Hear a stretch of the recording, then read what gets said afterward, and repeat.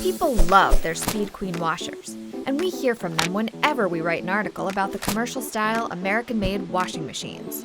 But Speed Queen's new top-load agitator, the $1,040 TR7, is the only washer to score a poor rating in Consumer Reports' cleaning performance tests. So what gives? To test cleaning performance, all of the washing machines we evaluate are tasked with washing special fabric swatches treated with tough soils and stains. So we have standardized stains, sebum, like body oil, carbon black, blood, cocoa, and wine. After washing, this instrument measures how well each of the machines clean the stains.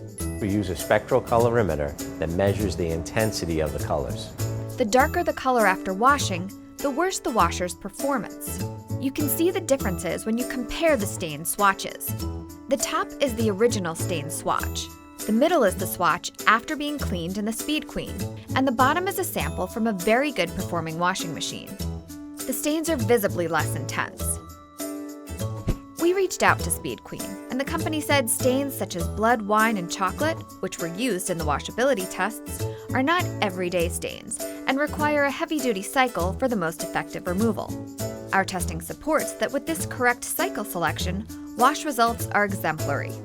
Consumer Reports performed an additional test using the heavy-duty cycle and max soil setting. Cleaning performance only improved to fair. In general, our tests find top-loader agitators do not perform as well as other types of washing machines. However, if that's your preference, Consumer Reports says, based on our testing, this $630 Maytag offers better cleaning performance than the Speed Queen, plus very good water and energy efficiency. To see all of our washing machine ratings, become a member to cr.org.